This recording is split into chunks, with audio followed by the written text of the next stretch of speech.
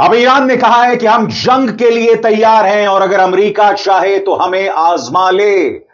इस बीच राष्ट्रपति ट्रंप ने ऐलान कर दिया है कि जो भी ईरान के साथ रिश्ते रखेगा या व्यापार करेगा उस पर 25% टैरिफ लगाया जाएगा। यानी कि अमेरिका आर्थिक मोर्चे पर घेरेबंदी कर रहा है ईरान की। और आपको समझना पड़ेगा कि इस वक्त ईरान के साथ कौन से देश हैं जो व्यापार कर रहे हैं। इनमें दो बड़े देश हैं जिनके साथ अमेरिका का तनाव लगातार बढ़ रहा है, रूस और चीन। और जाहिर सी बात है, जैसे ही राष्ट्रपति ट्रंप 25% टैरिफ इन दो देशों पर लगाते हैं, यह तनाव और बढ़ जाएगा। क्योंकि हमें नहीं भूलना चाहिए कि चाइना पहले ही अमेरिका को अंतिम चेतावनी दे चुका है। वेनेजुएला से निकलने वाले 2 ऑयल टैंकर्स, जिसमें एक पर रूसी झंडा लगा हुआ था, याद कीजिएगा उस मुद्दे को लेकर कितना बड़ा तनाव हुआ था जब अमेरिका ने इन ऑयल टैंकर्स पर कब्जा कर लिया था। मगर बात की जाए ईरानी विदेश मंत्री अब्बास अराक्ची की, उन्होंने अल जजीरा को दिए गए इंटरव्यू में स्पष्ट कर दिया कि हम जंग के लिए तैयार हैं, अमेरिका चाहे तो आजमा ले। मगर वो ये भी कह रहे हैं कि हां, बातचीत का रास्ता भी खुला हुआ है। अल जजीरा से बातचीत में उन्होंने क्या कहा, आपकी स्क्रीन पर। ईरान के विदेश मंत्री अब्बास अराक्ची ने अमेरिका को चेतावनी दी है कि अगर वॉशिंगटन ईरान को टेस्ट करना चाहता है तो उनका देश जंग के लिए तैयार है। यह बयान तब आया जब अमेरिकी राष्ट्रपति डोनाल्ड ट्रंप ने ईरान में सरकार विरोधी प्रदर्शनों पर की जा रही सख्ती के जवाब में सैन्य कार्रवाई की धमकी दी। सोमवार को अल जजीरा अरबी को दिए गए एक एक्सक्लूसिव इंटरव्यू में अराक्ची ने कहा कि मौजूदा अशांति के बावजूद अमेरिका के साथ बातचीत के रास्ते खुले हैं, लेकिन उन्होंने साफ किया कि ईरान हर विकल्प के लिए तैयार है। उनका दावा है कि पिछले साल की 12 दिन की जंग के मुकाबले अब ईरान की सैन्य तैयारी कहीं ज्यादा बड़ी और मजबूत है। अराक्ची कह रहे हैं कि जहां तक सैन्य विकल्प की बात है, अमेरिका इससे पहले आजमा चुका है, वो फिर आजमा ले।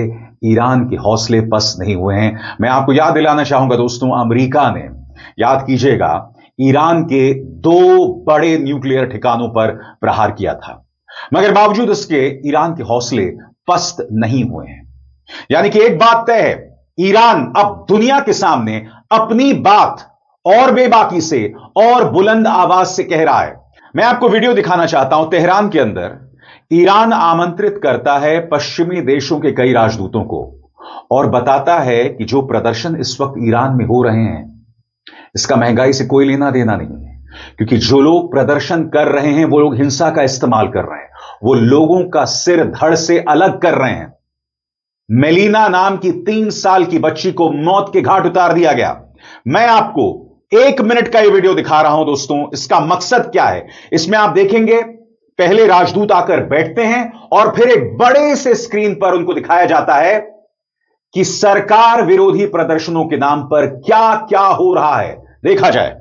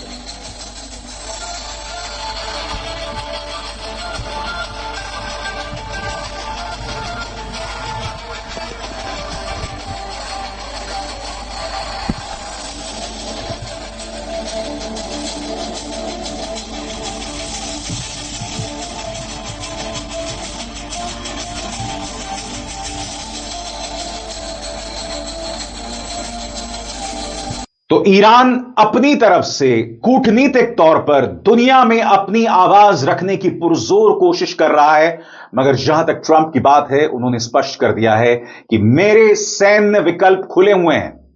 उनसे पूछा गया कि यह बताइए कि ईरान ने कहा है कि अगर आपने हमारी तरफ आंख उठाकर देखा तो हम अमेरिकी और इस्राएली सैन्य बेसिस पर हमला करेंगे। आप जानते हैं इसके जवाब में ट्रंप ने क्या कहा? ट्रंप ने कहा कि उसका ईरान को ऐसा जवाब दिया जाएगा जिसकी वो सपने में भी कल्पना नहीं कर सकते। सुनिए सीएनएन के सवाल के जवाब में डोनाल्ड ट्रंप ने क्या कहा। Well, if they do that, we'll consider things targets they wouldn't believe. If they do that, we will hit them at levels that they've never been hit before. And they won't even believe it. I have options that are so strong. So, I mean, if they did that, it'll be met with a very, very powerful force. Iran called to negotiate. Yesterday, the leaders of Iran called, they want to negotiate. I think they're tired of being beat up by the United States. Iran wants to negotiate, yes. We may meet with them. I mean, a meeting is being set up. But we may have to act because of what's happening before the meeting. But a meeting is being set up. मगर बात वहां नहीं रुक रही है। America ने ऐलान कर दिया और आप देख सकते हैं डोनाल्ड ट्रंप का यह संदेश, effective immediately any country doing business with the Islamic Republic of Iran will pay a tariff of 25% on any and all business being done with the USA. The order is final and conclusive. Thank you for your attention to this matter. सरल शब्दों में कहा जाए, इस वक्त America ने स्पष्ट कर दिया है कि जो भी व्यक्ति ईरान के साथ व्यापार करेगा, जो भी देश ईरान के साथ व्यापार करेगा, उस पर 25% टैरिफ जो है वो लगा दिया जाएगा, जिसका मतलब साफ है आने वाले दिनों में रूस और चाइना के साथ तनाव बढ़ेगा। जहां तक भारत की बात है, आप जानते हैं भारत अमेरिका के खिलाफ कुछ कहता नहीं है। हमारे प्रधानमंत्री जो हैं वो जर्मनी के चांसलर के साथ पतंग उड़ा सकते हैं, मगर अमेरिका हम पर चाहे जितने भी जुल्म ढाए, उनके मुंह से एक शब्द नहीं निकलता है। ईरान के बारे में जिस पुख्ता अंदाज में भारत को अपनी बात पहले रखनी चाहिए थी, 13 दिन के जंग में वो भी नहीं हुआ था। और हम पाकिस्तान से क्या तुलना करें? पाकिस्तान तो दोगला है, वो इधर की भी बात करता है, उधर की भी बात करता है, मगर भारत इस दुनिया का महान लोकतंत्र, उससे कुछ और उम्मीद की जाती है, मगर क्या किया जाए। बहरहाल तस्वीरें दोनों तरफ से सामने उभर कर आ रही हैं, सरकार के पक्ष में समर्थन और दूसरी तरफ जिस तरह का जुल्म प्रदर्शनकारियों पे हुआ है। सीएनएन कह रहा है कि 400 लोग मारे गए हैं।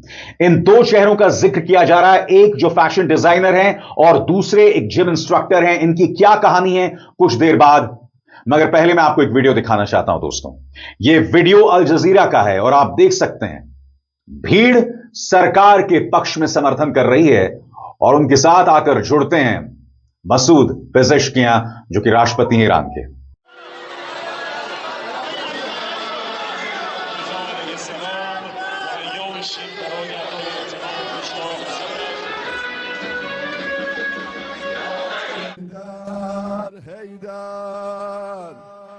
همه این پرچم‌ها رو به اهتزاز در بیارن. اسلامی با دشمنی روبروست که در این مملکت فاطمه حیدر دارد.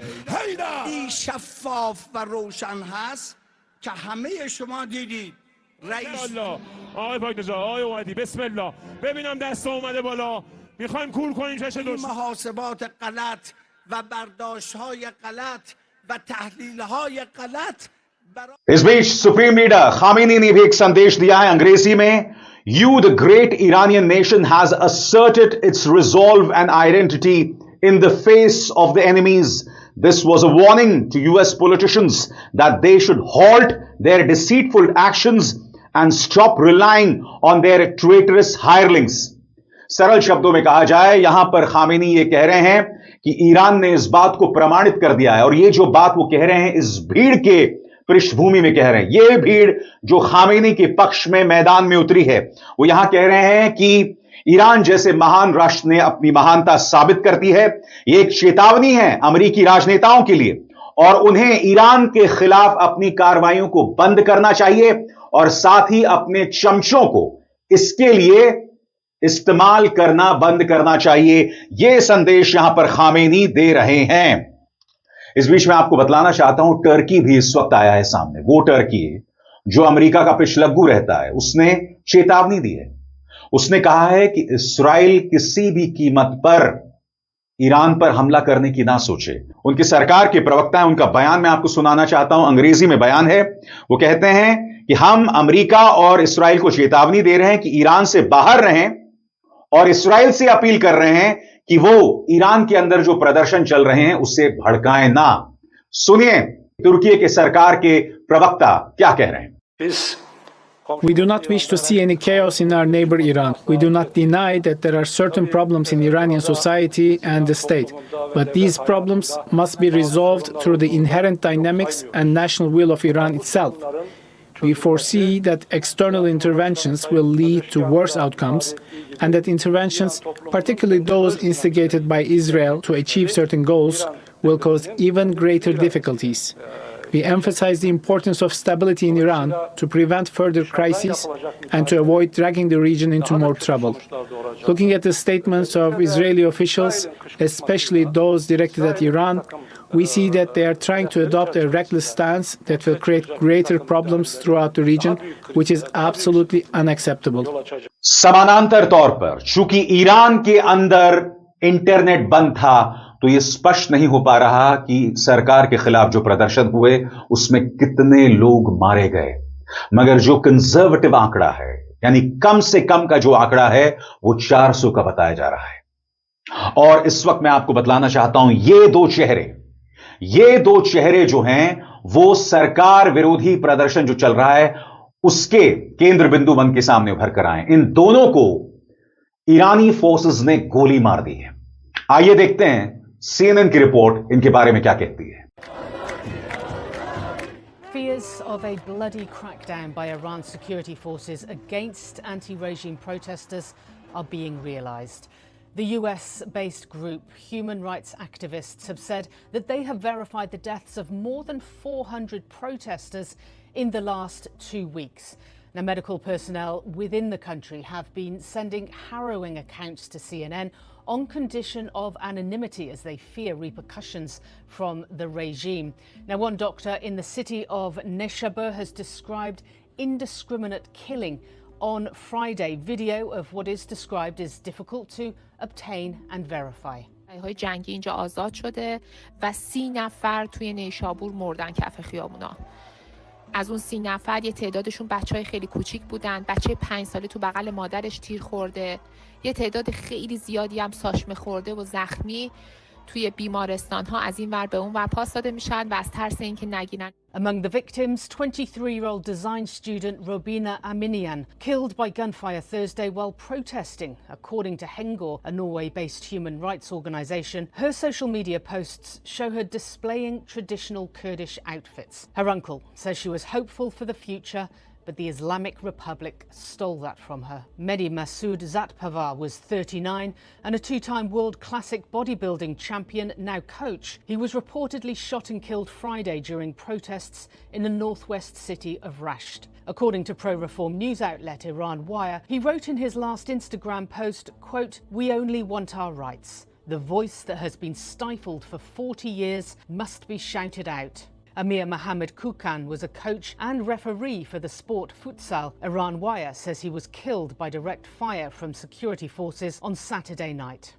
Just 3 of the scores of victims killed by Iran's security forces, calling for change and paying with their lives. दोस्तों, इन पर BBC ने भी रिपोर्ट किया है आपके स्क्रीन पर। Referee and student among 100 killed in Iran protests. मैं अब आपको बतलाना चाहता हूं कि इन दो चेहरों की चर्चा आखिर क्यों हो रही है। आपके स्क्रीन पर ईरान में सरकार विरोधी बड़े प्रदर्शनों के दौरान सैकड़ों लोगों के मारे जाने की खबर है, जिनमें एक रेफरी और एक छात्रा भी शामिल हैं। BBC फारसी से बात करते हुए उनके एक दोस्त ने बताया कि 26 साल के कोच अमीर मोहम्मद कुहकन को 3 जनवरी को नियरज शहर में हुए प्रदर्शन के दौरान गोली लगी। दोस्त ने कहा, सब उन्हें उनकी दरियादिली के लिए जानते थे और बताया कि उनका परिवार गहरे सदमे में है और गुस्से में है क्योंकि उन्हें शासन ने मार डाला। 5 दिन बाद 23 साल की छात्रा रुबीना अमियन को तेहरान में एक प्रदर्शन के दौरान पीछे से गोली मार दी गई, ऐसा मानवाधिकार संगठनों का कहना है। CNN से उनके चाचा ने कहा, वो उन बातों के लिए लड़ रही थीं जिन्हें वो सही मानती थी। अमेरिका स्थित एक मानवाधिकार संगठन के मुताबिक 2 हफ्तों में हुए इन प्रदर्शनों में करीब 500 प्रदर्शनकारी और 48 सुरक्षाकर्मी मारे गए हैं और इन प्रदर्शनों में मोसाद की भूमिका को हम नजरअंदाज नहीं कर सकते। इस्राएल से निकलने वाला यह अखबार या यह कहा जाए यह न्यूज एजेंसी है जेरूसलम पोस्ट और उसकी एक खबर है जिसमें वो कह रहे हैं Mossad spurs Iran protest, says agents with demonstrators in Farsi message. सरल शब्दों में कहा जाए, यहां पर जेरूसलम पोस्ट यह दावा कर रहा है कि मोसाद ने यह बयान जारी किया है जिसमें कहा गया है, और यह बयान मोसाद ने फारसी भाषा में जारी किया है, जिसमें उन्होंने कहा है कि हम प्रदर्शनकारियों के साथ हैं, और उन्होंने कहीं ना कहीं इस प्रदर्शन को उकसाने का काम किया है। अब ये जो खबर है वो थोड़ा असमंजस पैदा करती है, कंफ्यूजन पैदा करती है, क्योंकि अमूमन मोसाद इस तरह के संदेश नहीं देता, मगर धीरे धीरे स्पष्ट होता जा रहा है। मसलन अमेरिकी सरकार के पूर्व मंत्री पोम्पेई, उन्होंने स्पष्ट कर दिया है कि इस प्रदर्शन में जो प्रदर्शनकारी थे उनके साथ मोसाद के एजेंट्स भी चल रहे थे, लिहाजा इस्राइल या मोसाद की मौजूदगी को पूरी तरह से नजरअंदाज नहीं किया जा सकता। इस बीच ईरान के विदेश मंत्री अब्बास अरागची ने ब्रिटेन के फॉरेन सेक्रेटरी से फोन पर बातचीत की। आपको याद होगा दोस्तों, लंदन के अंदर कुछ लोग ईरानी एम्बेसी पर चढ़ गए थे और उन्होंने वहां का झंडा इस तरह से उतार दिया था। इस बात पर आपत्ति दर्ज करने अब्बास अरागची ने ब्रिटेन के फॉरेन सेक्रेटरी को कॉल किया, इसे बर्दाश्त नहीं किया जाएगा, आप इस पर लगाम लगाइए, वहां हमारा स्टाफ रह रहा है, हमारे नागरिक रह रहे हैं और उनकी जान पर बना सकती है। तो जैसे मैंने बताया, जैसे जैसे वक्त गुजरता जा रहा है, ईरान अपनी आवाज बुलंद कर रहा है, मगर यह बात भी हकीकत है कि महंगाई के खिलाफ लोग सड़कों पर उतरे। यही वजह है कि राष्ट्रपति मसूद पेशेज़कियां यह भी कह रहे हैं कि आइए हम बातचीत करते हैं, मेज पर बातचीत करते हैं, मिलजुल कर बातचीत करते हैं। क्योंकि देखिए, अगर इस प्रदर्शन के पीछे पूरी तरह से अमेरिका या पूरी तरह से मोसाद था, तो राष्ट्रपति पेशेज़कियां आखिर बातचीत की सिफारिश क्यों करते, बातचीत की पेशकश क्यों करते? मैं जानता हूं कि कुछ पत्रकार पूरी तरह से इन प्रदर्शनों को मोसाद की सोच बता रहे हैं, यह गलत है। 400 लोग मारे गए हैं, हमारे सामने बर्बरता की तस्वीरें हैं जो सामने उभर कर आई हैं, और इसे हम नजरअंदाज नहीं कर सकते। अभिसार शर्मा को दीजिए इजाजत, नमस्कार।